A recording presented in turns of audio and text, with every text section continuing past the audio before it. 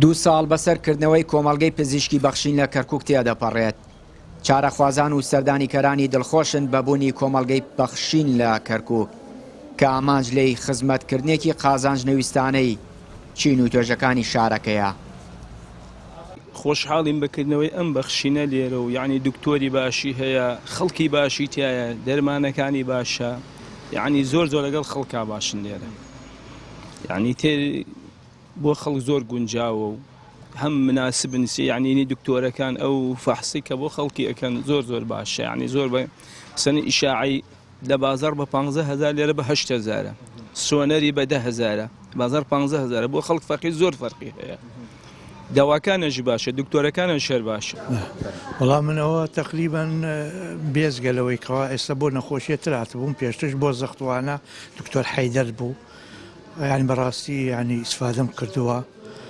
دیارە ئەمە کە ئیسفادەش بکەیمانە وایە ئەمە ئیشێکی باشە، نرخشی هەرزانە، نرخی دکتۆرەکان هەرزانە، بۆ خەڵکی کەرکووک گەلێ باشە، ئیسفادەی لێ ئەەکەن. بڵێ پێویستە ئەم شتانە زیادش بکرێن، نەکە با بەڵکو و فەرعتریانش هەبێت لە شوێنەکانتر لە کەرکووەوە خصوصا لە هەموو شوێنەکان و ناحیە و قەزاکان هەیە، تقریبا لە قەزاکان شێرە چەمچەماڵ هەیە لێرە. بەڵام ئەگە بێتوینەکەشیان زیاتر بکەن، فەرعەکانیان زیاتر بکەن، بەڕاستی یعنی شتێکی باشە لەگەڵ ئەوم من.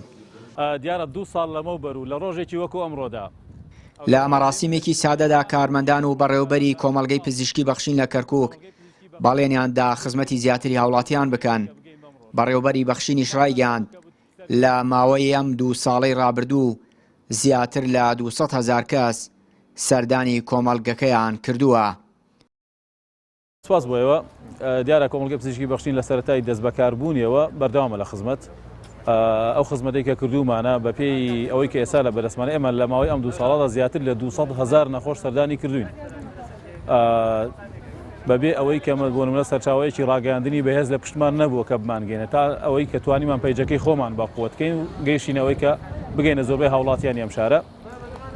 پلانی داهاتوومان تەمان گەشەپێدانی کۆمەڵگەکەیە لە ڕووی کواڵێتیەوە و لە ڕووی کوانتیتیشەوە، یعنی پێویستمان بۆیە کۆمەڵک بەش زیادکەین و پێویستمان بۆیە بەشەکانی خۆمان زیاتر پێشخین. بۆ نمونە پلانمان بۆ مختبەر بۆ تاقیگە ئێستا ئەوەیە کە ڕەنگە لە داهاتوودا ئەوەی کە پلانە و بڕیاریشە ئینشاءڵڵا جێبەجێ ئەبێت. ئەتوان بڵێم ئامێرەکانمان ئەبن بە باشترین ئامێری مختبەری لەسەر ئاسی عالم و لە کەرکووکیشا یەکەمین مختبەرە بن، یەکەمین تاقیگا بین کە ئەو ئامێرانەمانە بێت. وەکو بەشەکانی تریش کۆمەڵک بەشمان لە بەردەسە ئینشاءڵڵا زیادیەکەین. بۆ نمونە چارەسەری سروشتی کە تا ئێستا نیمانە پلانمان بۆی هەوو ئینشاءڵڵا لە ماوەیەکی نزیکا دەست پێکەین. کۆمەڵگەی پزیشکی بەخشین بە نرخێکی گونجاو و بێت جیاوازی خزمەت بە هاوڵاتیان دەکات.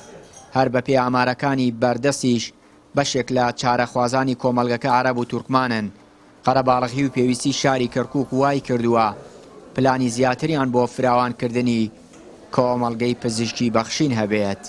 چیانووری کەناڵی پەیام، کەرکووک.